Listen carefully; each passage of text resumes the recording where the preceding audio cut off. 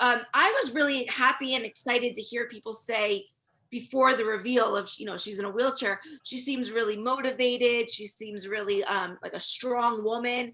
And I was like, oh, that's so nice to hear, because I kind of never knew if people just assumed, well, she's got a job and she's in a wheelchair, so she must be strong, or, she moved and she's in a wheelchair, so it was nice to hear that people really got that from just my personality and not just the fact that I'm in a wheelchair.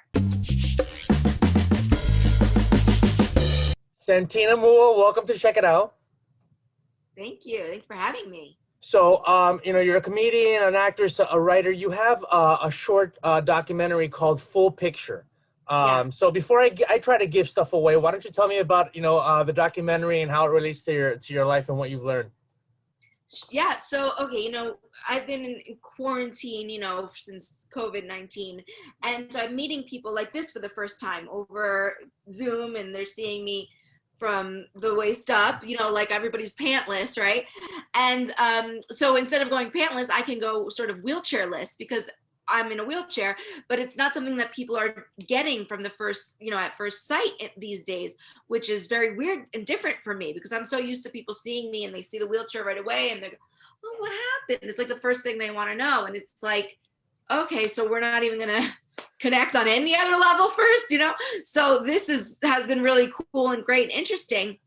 And some friends of mine, we did this film challenge and we do it every year. And the theme this year was documentary. So we're like, oh, because we're comedians, we're creatives, we write scripts. We're like, documentary, all right. So I said, well, I have a kind of an interesting thing that I've noticed. And I told them that, and we went from there.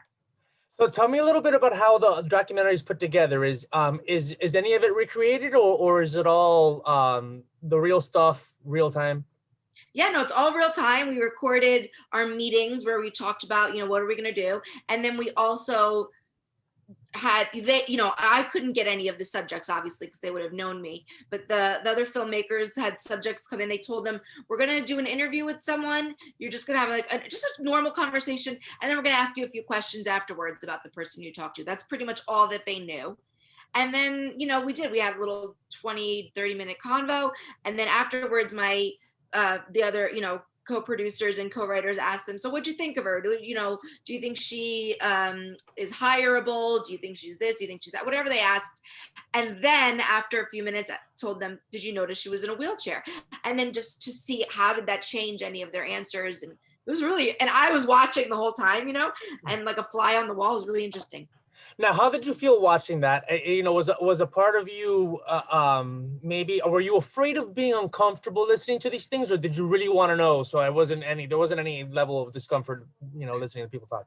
I mean, it's always a little weird, right, when you hear people talking about you. But I don't know. I don't know. My personality is the type where I'm like, yeah, I've never shied away from a spotlight or a camera or anything like that. So I wasn't too freaked out by it. I was really happy and excited to hear people say, before the reveal of, she's in a wheelchair, she seems really motivated. She seems really like a strong woman. And I was like, oh, that's so nice to hear, because I kind of never knew if people just assumed, well, she's got a job and she's in a wheelchair, so she must be strong, or, she moved and she's in a wheelchair, so it was nice to hear that people really got that from just my personality and not just the fact that I'm in a wheelchair. It's kind of like, it was good to hear. It's interesting. Well, you got a great personality. Oh, thank you. So, what's cool about this project? I mean, a lot of times someone will come up with a great idea and it'll be a passion project, and maybe it reflects some sort of aspect of their personality or their life. But with this project, you really got, you were really able to like step outside of yourself and learn, about how you're perceived. You learned a lot about yourself, maybe how you can also learn to navigate these situations. You got a lot of knowledge that you're actually going to be able to use in your real life, right? Yeah, from this project. Totally. Yeah. Because I think something that I learned from it was that I was sort of assuming everybody, because so many people come up to me in the store and say, what happened? Or like, I'm going to pray for you or whatever. And it's like, well, thank you, but I don't know you, and because that happens to me so much, I'm sort of like afraid of it, that it's happening with everybody. And so I sort of have like this thing inside of me that assumes everybody is judging me because of the wheelchair, just because so many people have. So it was nice to see okay. And I know it's not, I already told my filmmakers, I said, watch, the kids aren't going to care. And they didn't. The kids are always the best. It's something that we learn. It's something we learned somewhere around middle school, high school. That's when it changed for me, because I was in a car accident when I was 6. And in elementary school, I was a rock star. I mean, everybody wanted to sit next to me, go to, invite me to their birthday parties, go on the cool bus to the, class trips. But then all of a sudden, the cool bus, that was not cool anymore. Now you just wanted to be like everybody else. And in middle school, high school, that's where it changed. So it was really interesting to see that. And yeah, it was just so very, I mean, for a short doc, I learned a lot. That's a really interesting point you're making, during those middle school and high school years when everybody wants to fit in. And, the thing about, they're probably not, has no judgment to do with you being in a wheelchair, other than the fact that you can't help but not stick out. Other than that, and just that one thing makes these, especially during those years where a lot of people want to conform and be accepted, it became an obstacle. But I think it's really cool the way you're navigating and overcoming that, and then willing to learn. I mean, look, a lot of people would rather not know, like, what everybody thinks, So I think it's pretty cool and brave of you to.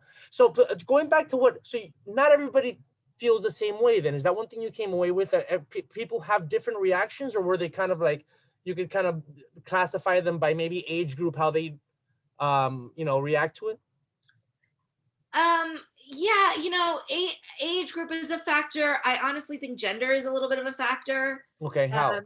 Well, I mean, I think people watching the film some people have already, said, I kind of noticed that the guys seem a little more, shocked than the women, and then, or it affected them more so. And I don't know. I don't want to, I mean, we only had a small amount of time in a short, a small group of people that we interviewed. We didn't do like 100 or 1,000 people. So I don't know, but it just seems like, even growing up, when I think back to high school, when I think back to my relationships growing up, all my girlfriends, we went to the mall, we talked on the phone, I did regular stuff with my friends growing up. It was almost like dating is where it started to be like, so what can you do? What can't you do? Stuff like that is where it started to really come up. And I think that that's maybe a part of it. Yeah, I mean, look, I would, you're a very lovely and attractive woman. So I think a lot of guys, without even thinking about it, their subconscious starts thinking, oh, would I date her? Like, almost automatically.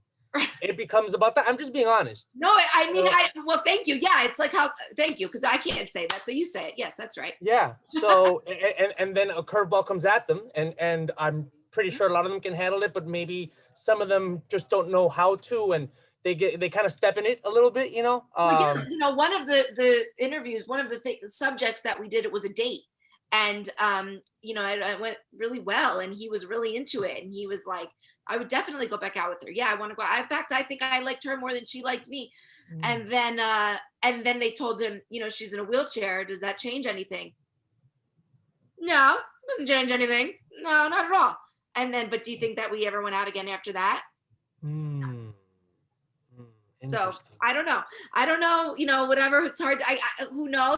But it was interesting. I mean, I've had boyfriends, I've had long-term relationships. I'm single now, but I've been in relationships before. So it's not like it doesn't cut everything off, but I think it has to be a factor somewhere, somehow. It's interesting.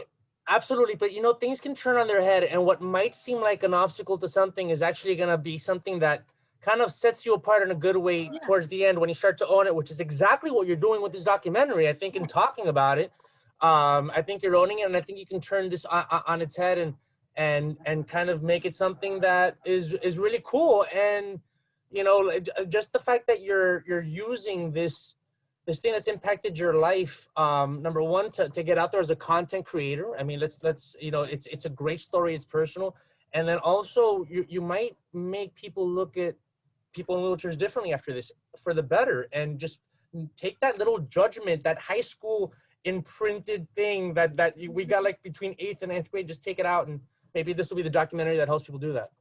I hope so, because it's like TV media, they don't do a great job. It's starting to get a little bit better, but historically, even growing up, whenever I saw somebody in a wheelchair on TV, I thought, oh God, thank God that I'm the exception. Thank God I'm not sad.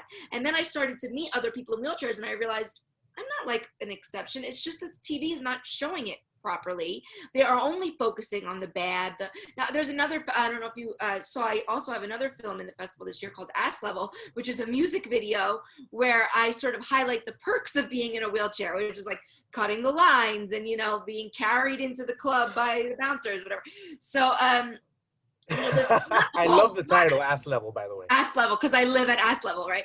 So, like, I can't tell you how many times I've been out at a club or bar and I've told somebody, oh, your phone is ringing. It's in their pocket and I can hear it. I mean, you know, so it's like constantly media and pop culture is focused on, you know, this horrible, and the person that ends up committing suicides at the end, and then they give the actor an Oscar and everybody's just patting themselves on the back. And then all the people who are really in wheelchairs were like, what the hell? What was that? You know, it doesn't reflect any of our, you know, so.